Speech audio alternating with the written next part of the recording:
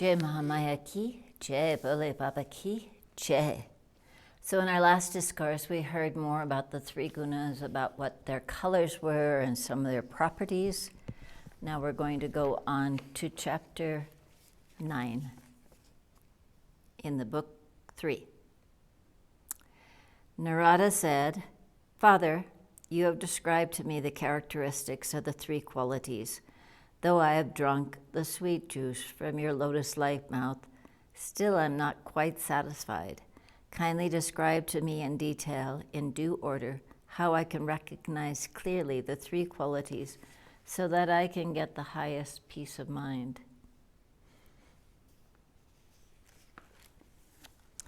Vedavyasa said, who is speaking to the king Janamejaya, "The creator of the world, Brahma, originated from the Rajas guna, asked by his high-minded son Narada, began to speak in the following terms.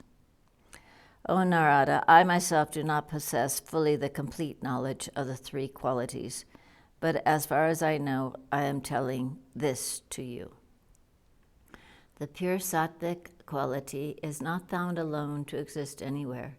It manifests itself always in mixed conditions, in combination with the other qualities. As a beautiful woman, well decorated with ornaments and endowed with amorous gestures, gives delight on one hand to her husband, to her father, and to her mother, and to her friends. On the other hand, she becomes a source of pain and delusion to her rival wives. So the sattvic quality personified as a beautiful woman engenders the sattvic happiness of the mind to some individual at one time, and another time becomes a source of pain to the same individual, or at one and the same time becomes a source of happiness to one and a source of pain to another. Thus the rajas or the tamas quality personified respectively as a beautiful woman becomes a source of pain or delusion to an individual at one time, and at another time, a source of happiness to the same person. So it is easily seen that one quality cannot remain single.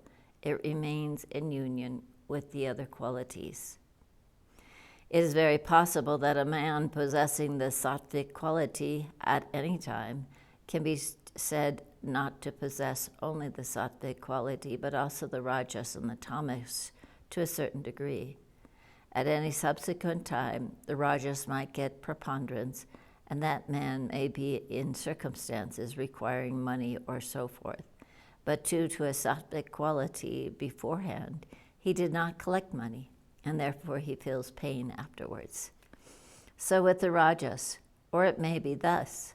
Suppose an earning member is sattvic. He or she earns just sufficient to meet his wants, but his family members require more money, for they are more rajasic.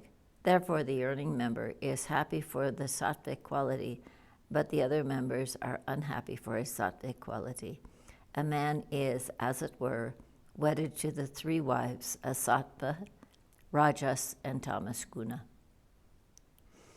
O Narada, when the three qualities remain each in their own real natures, then the effect produced by them also remains always the same. No changes are perceived owing to the difference of time or person. But when they get combined, then each of them produces effects sometimes counter to their nature. O Narada, as one woman gives pain and delusion to her rival wives and gives pleasure to her husband and friends, so the sattvic quality, when perverted, gives pain and delusion to that person.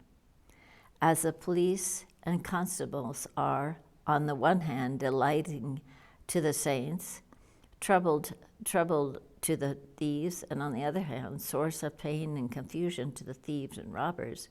Again, as the heavy shower of rain in a pitch-dark night in the rainy season, when the sky is clouded and when there are flashes of lightning and thunder, is on one hand a source of highest delight to a farmer who has all the seeds and necessary things and implements in place for the rain to come. And on the other hand, is a source of pain to the unfortunate householder whose house is not yet completely thatched with grass, or who has not been able to collect his beams and grass for necessary roofing, and a source of utter bewildering confusion to the young woman whose husband is abroad and expected back at that time. So the three gunas produce contrary results when perverted by contact with the remaining gunas, instead of what they would have produced had they not been perverted so. O child, again I speak to you of the characteristics of the three gunas. The sattvic guna is pure, clear, illuminating, light, and white. When the senses, eyes, etc., and the limbs are felt very light without any heaviness, and the heart and the brain clear, and when there is no dispassion towards the rajasic and the tamasic enjoyments, know that that sattvic guna has grown in preponderance in a body.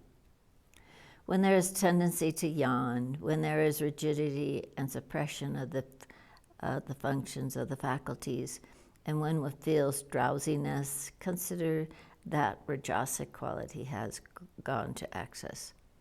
Again, when one seeks after quarrels and goes to another village, when one is always restless and ready to fight, when one feels heaviness in one's body, as if wrapped by a very heavy darkness, when one's limbs and senses are heavy and obscure, when one's mind is vacant, and when one does not like to go to sleep, know that the tamas guna has increased too much, O Narada.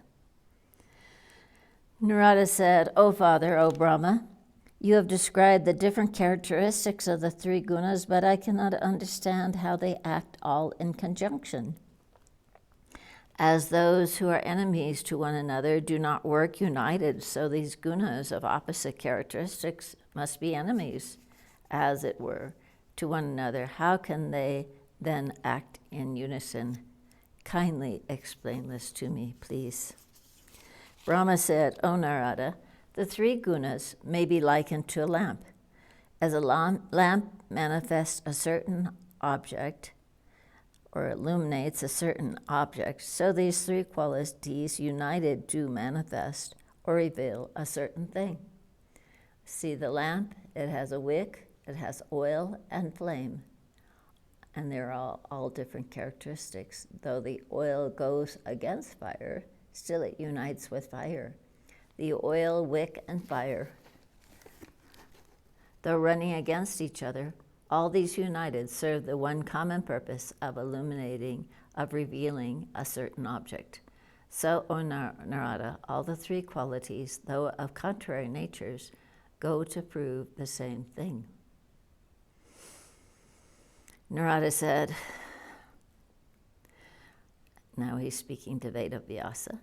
Narada said, O son of Satyavati, the lotus-born Brahma, thus described to me the three qualities as born of Prakriti, and they are the cause of this universe. What I heard about the nature of Prakriti, I have now described before you. Vedavyasa said to King Janamejaya, who he's now telling the story to, what you asked me, I asked before the same of Narada, the son of Brahma, and he described thus, as I have told you above, to me about the characteristics and the effects of the three gunas in regular order and in detail. O King Janamejaya, wherever is the sastras, whatever is said, the essence of all that is this, that the highest energy, the supreme force, the great goddess who is pervading the universe, is always with qualities and without qualities according to the differences in the manifestation. This supreme force is to be worshipped with the highest devotion. The Brahmana, the Purusha, the supporter of the ultimate substratum, the highest energy considered as the male principle, though it is undecaying, supreme, and full, is still without any desires or emotions. It is not able to accomplish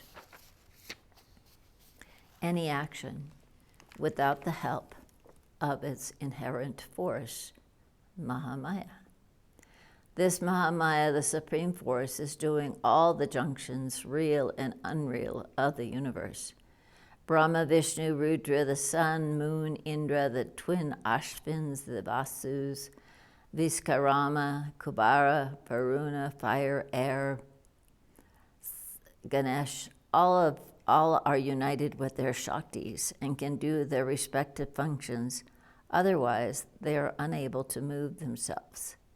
Therefore, O King, know that Supreme Goddess Mahamaya as the cause of this universe. O Lord of men, you worship this goddess, perform her sacrifices in honor of her, and worship her with the highest devotion. O Queen, that Mahamaya is Mahalakshmi, she is Mahakali, she is Mahasaraswati, she is the goddess of all the bhutas, and she is the cause of all causes. That all peaceful, easily worshipped, and the ocean of mercy, when worshipped, fulfills the desires of her devotees. What to say, the mere utterance of her name is sufficient for the gaining of desires. In days of yore,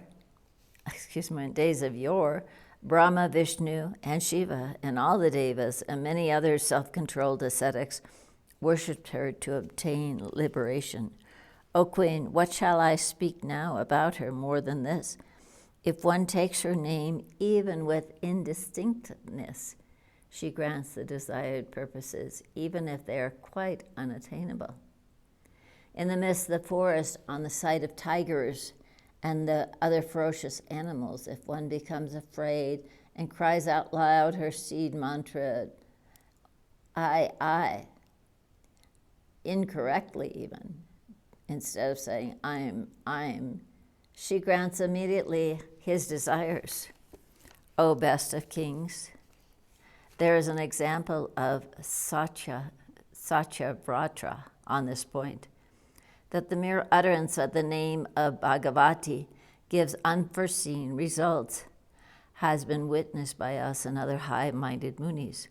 Also, in the assembly of the Brahmanas, I have heard fully many sages quoting in detail many instances on the above point. O Queen, there was a young Brahmin named Satyavrata. He was quite illiterate, which is a whole nother story of how that happened to him. And he really had very little knowledge. Once he heard the letter I being uttered by a pig, and in course of a talk, he himself uttered incidentally that letter, and thereby became the one of the best pundits who knew so much. Since aim, which he was almost pronouncing, is the seed mantra of Saraswati, the goddess of knowledge. The goddess Devi, the ocean of mercy, hearing the letter I being pronounced by this illiterate Brahmin, became very glad and made him the best of the poets. So here ends the 9th chapter of the 3rd book on the characteristics of the gunas in the Srimad Devi Bhagavatam, the Mahapurana of 18,000 verses by Maharishi Vedavyasa. Jai Mahamaya ki jai, Vishveshwari Mata ki jai, Bole Baba ki jai.